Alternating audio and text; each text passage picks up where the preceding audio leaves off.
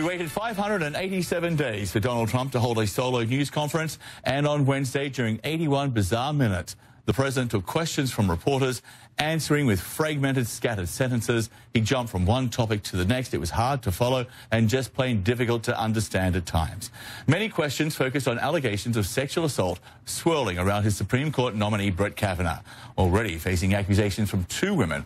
On Wednesday, another woman came forward, Julie Swetnick, who claims in high school Kavanaugh was drunk and sexually aggressive at parties where women were drugged and gang raped.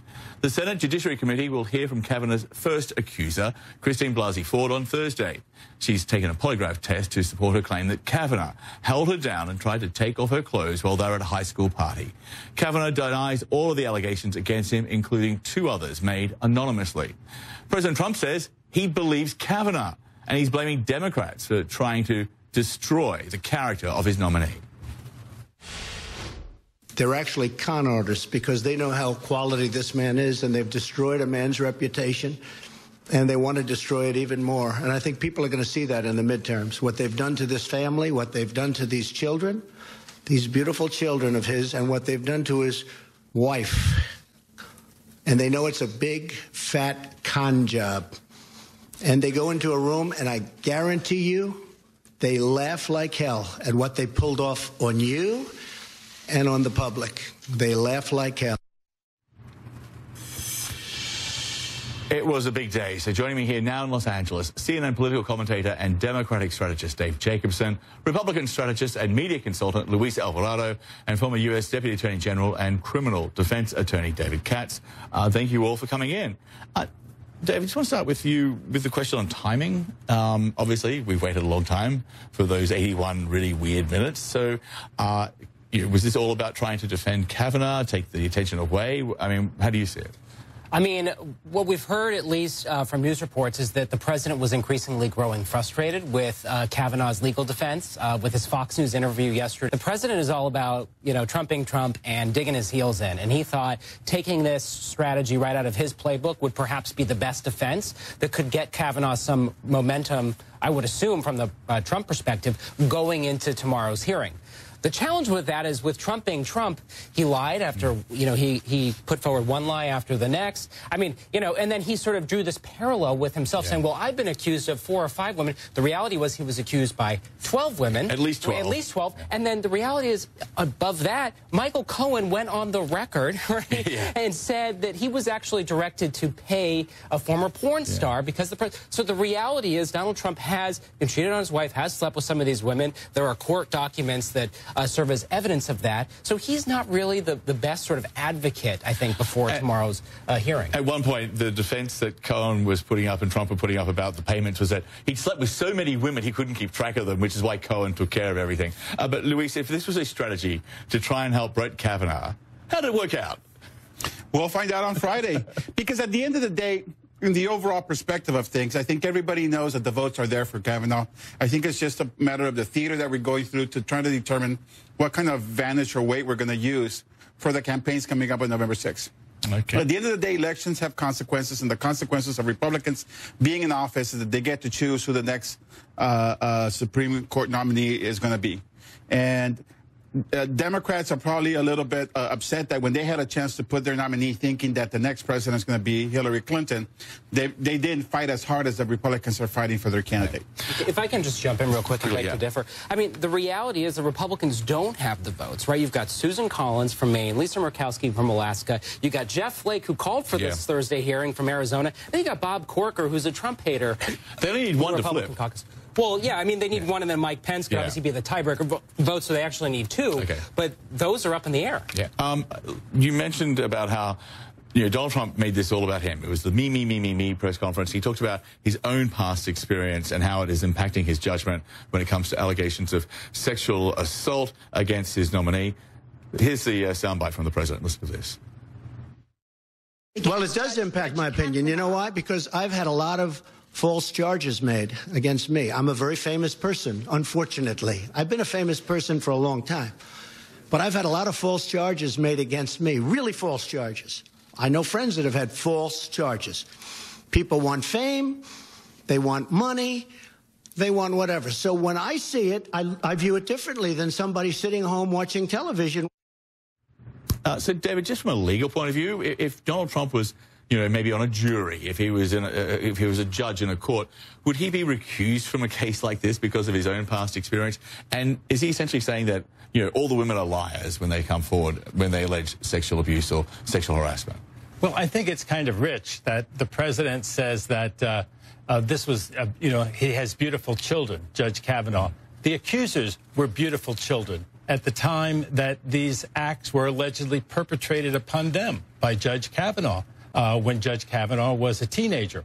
And in one of the allegations, the one by Mr. Avenatti, it's very rich for him to say, well, don't consider the allegation, consider the person's lawyer. If you consider the person's lawyer, Trump had Michael Cohen as his lawyer for over 10 years. Good point. So these things really don't wash. This is more part of the scattergun defense, which you'd never see in a court of law.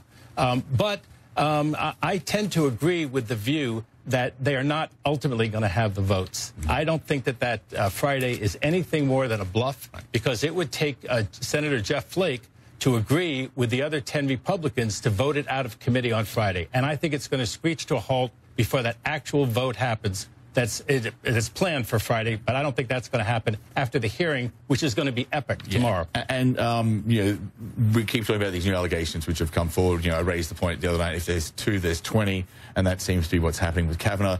These allegations come from Julie Swetnick about Kavanaugh's time at Georgetown Prep, including allegations he tried to get girls inebriated or drunks so that, they would be less, or more willing to do what he would want them to do. She goes on to write in her affidavit, I also witnessed efforts by Mark Judge, Brett Kavanaugh, and others to cause girls to become inebriated and disorientated so they could then be gang raped in a side room or bedroom by a train of numerous boys. I have a firm recollection of seeing boys lined up outside rooms at many of these parties waiting for their turn with a girl inside the room. These boys included Mark Judge and Brett Kavanaugh.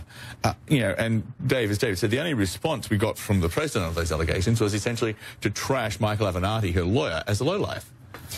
Yeah, and look, I mean, the president's hypocrisy here is boundless. Let's not forget, John, during the last and final debate during the 2016 presidential campaign, it was Donald Trump who gathered all of these accusers of President Bill Clinton at the time and brought them to the debate stage, of course, to embarrass the Clintons. But at the time, he believed the accusers. Now, of course, you flip 180. Of course, Judge Kavanaugh can do no wrong, right? I mean, his hypocrisy is just extraordinarily egregious here.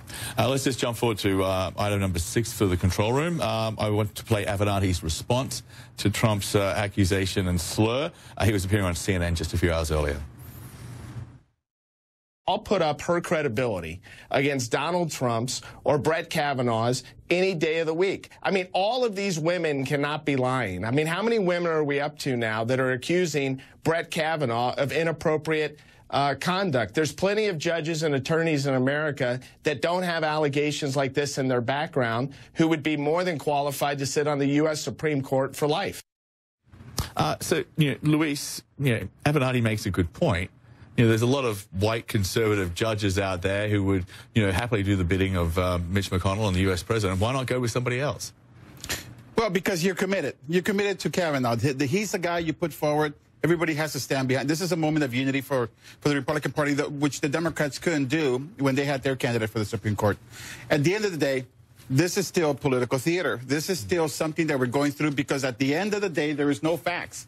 There's allegations, and allegations sufficiently by themselves should not be able to derail any human being from any process, because we still have due process. Unless you have been convicted in a court of law, then you shouldn't pay for the consequences. Well, there would be facts if there was an FBI investigation. Yeah, I'm a criminal defense attorney, and I was a federal prosecutor here in Los Angeles. He has no right to be on the Supreme Court. He has no right not to have his nomination withdrawn and to have a better candidate who would still be a conservative jurist put forward by the president. And yes, they're in control, so they have a right to put their person in there. They held back Merrick Garland from ever having a hearing. People say it wasn't fair, it wasn't square, but they did it. Now they have the power to put their own person in there. But this is not a legal proceeding, and therefore they can use any standard that the political polity thinks is appropriate. And I think right now, the people of this country do not want this nominee. They want somebody else to be put in there. I think that's just the reality, speaking legally, not politically. I think women won't put up with it. I think the Democratic senators certainly won't put up with it. But I think Republican senators But you've made the argument for why this is a political maneuver.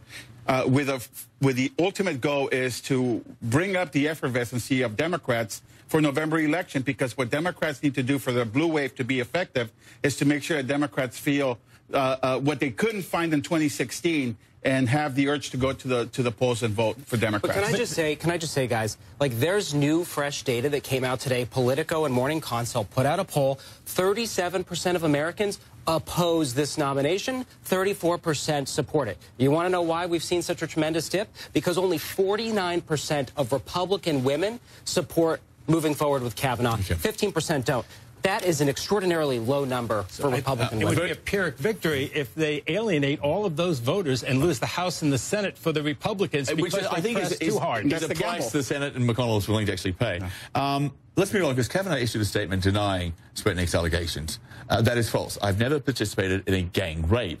I've never participated in sexual activity with more than one woman present and me. In other words, I've never had a threesome or more than a threesome. So the other day it was about his virginity when he lost it. Now we're hearing he's never had a threesome. But David, legally, he said, she said, that's one thing. He said, she said, she said, she said, she said.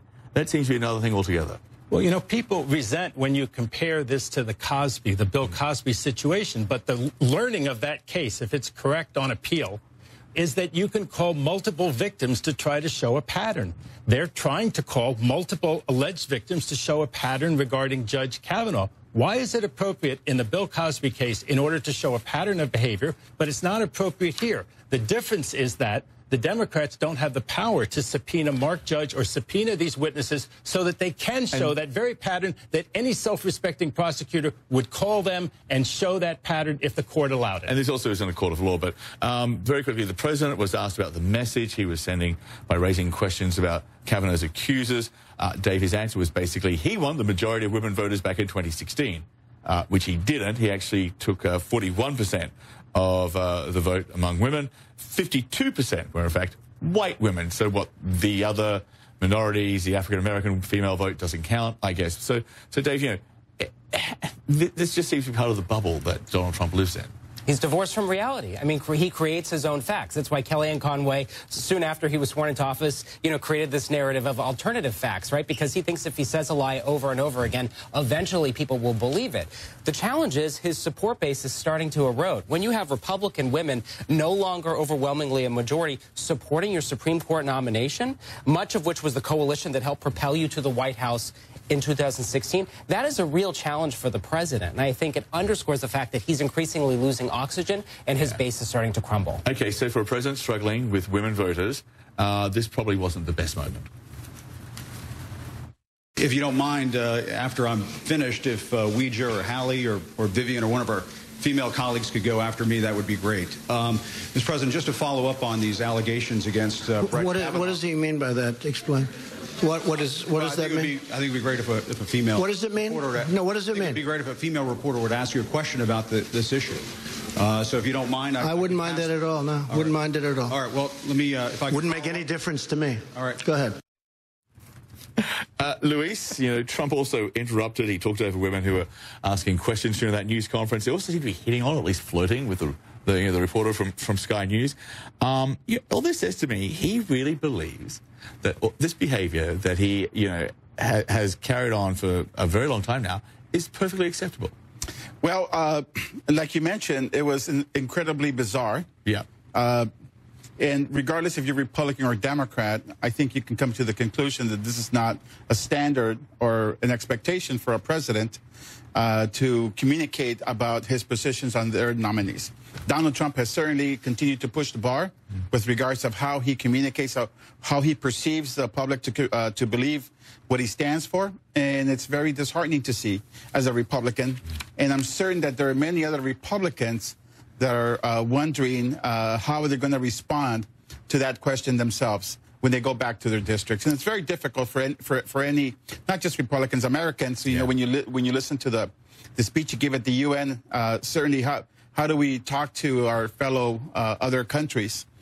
Mexico is about to enter into a new government, and it's our next door neighbor. It's very anti-U.S. at the moment. Well, so far they're speaking, but there has, that has to be a big red flag because that's the neighbor next door, and there has to be communication. And if this is what we're expecting, certainly there has to be some mechanisms put in place to protect the interests of the American people. We're out of time, but I'm just curious, if you were part of the communication staff and you were listening to that news conference, why wouldn't you pull your fire alarm and hope all the sprinklers go off? I was wondering, has anybody checked on General Kelly? Is he okay? Okay. We'll leave it there. But Dave, Luis, and David, once you come back next hour, because there's a lot more to get to, we really appreciate it. Thank you. Thank you.